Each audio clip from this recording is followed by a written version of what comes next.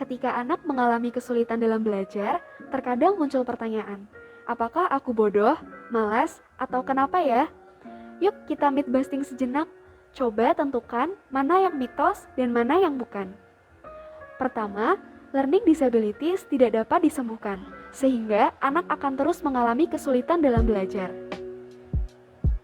Kedua, anak yang mengalami kesulitan dalam membaca, menulis, dan berhitung dianggap sebagai anak yang bodoh. Ketiga, jarang membaca dan menggunakan gadget yang terlalu dekat dengan mata dapat menyebabkan disleksia. Faktanya, semua contoh di atas itu mitos ya teman-teman. Sebenarnya perlu dibenarkan agar lebih tepat dan akurat pernyataannya. Learning disabilities tidak sepenuhnya dapat disembuhkan, tetapi dapat diatasi dengan intervensi dini yang dilakukan secara tepat untuk mengurangi efek negatif jangka panjang dari learning disabilities.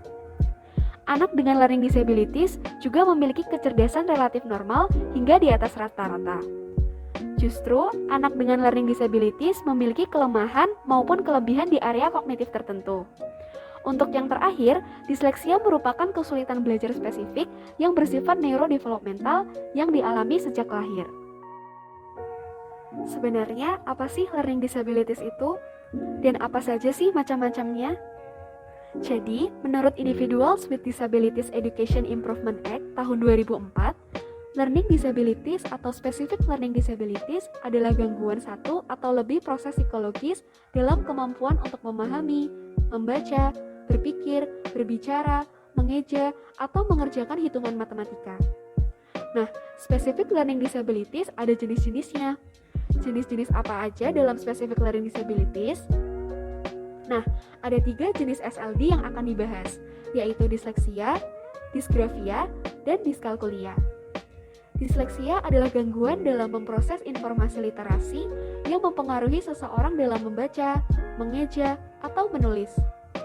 Sedangkan disgrafia adalah gangguan dalam memproses informasi simbol-simbol huruf yang mempengaruhi seseorang dalam membedakan bentuk huruf atau bahkan sulit mengorganisasi dan menempatkan huruf dalam urutan yang rapi dan benar.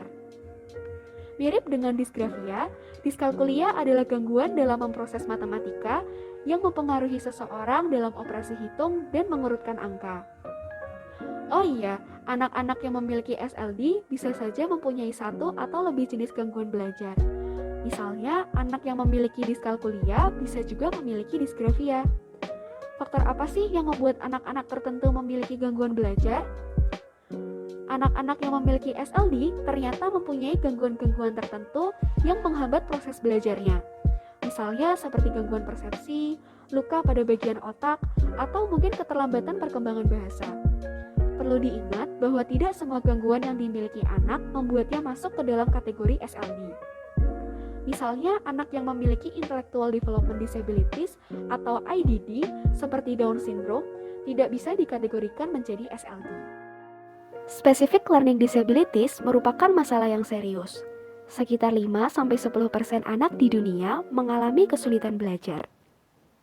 Dalam DSM-5, American Psychiatric Association melaporkan bahwa prevalensi SLD anak-anak dari berbagai bahasa dan budaya adalah 5-15%. Prevalensi gangguan membaca adalah 4-9%, dan prevalensi gangguan matematika adalah 3-7%. Adapun data dari riset kesehatan dasar di Indonesia pada tahun 2018, sekitar 3,33% anak berusia 5-17 tahun menyandang disabilitas. Namun, belum ada data nasional yang secara spesifik menjelaskan mengenai SLD. Hal ini menjadi bukti bahwa masih rendahnya jumlah penelitian pada topik ini. Nah, selanjutnya, apa sih yang perlu dilakukan apabila sudah terdiagnosis dengan SLD? Perlu diketahui bahwa memiliki SLD bukanlah akhir dunia dari individu yang memilikinya. Riset dan studi telah menciptakan beberapa metode efektif seperti cara coping, cara belajar yang efektif, dan cara guru memfasilitasi muridnya yang memiliki SLD di sekolah. Mari kita pelajari setiap metode tersebut. Pertama, strategi coping bagi anak dengan SLD.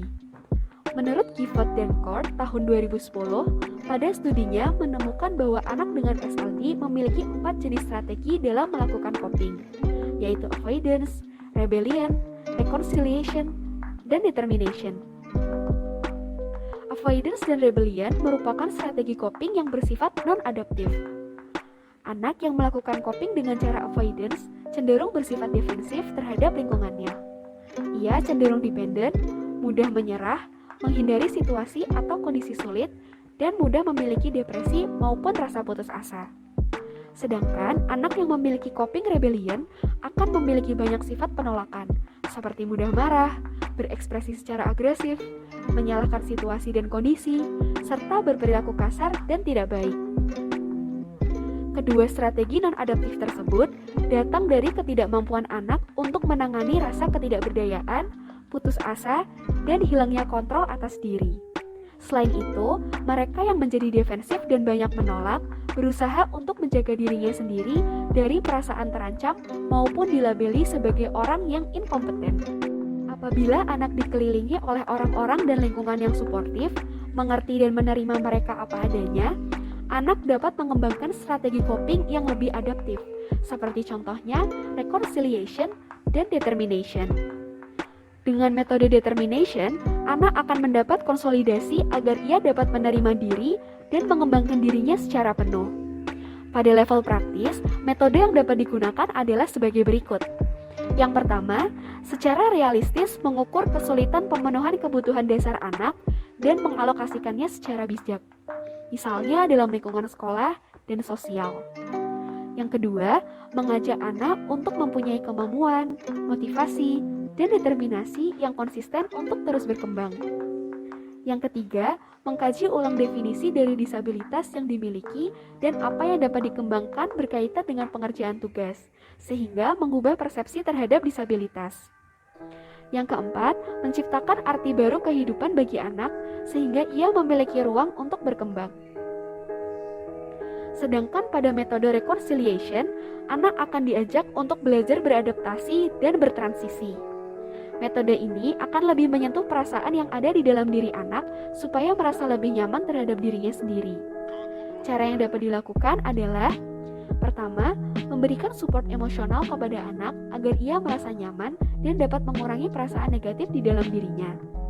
Yang kedua, mengajarkan anak untuk berdamai dan melawan rasa cemas.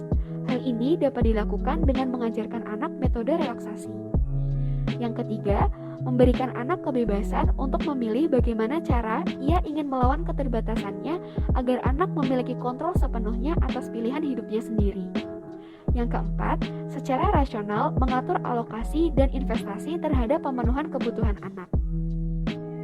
Selanjutnya, terdapat strategi cara belajar yang efektif.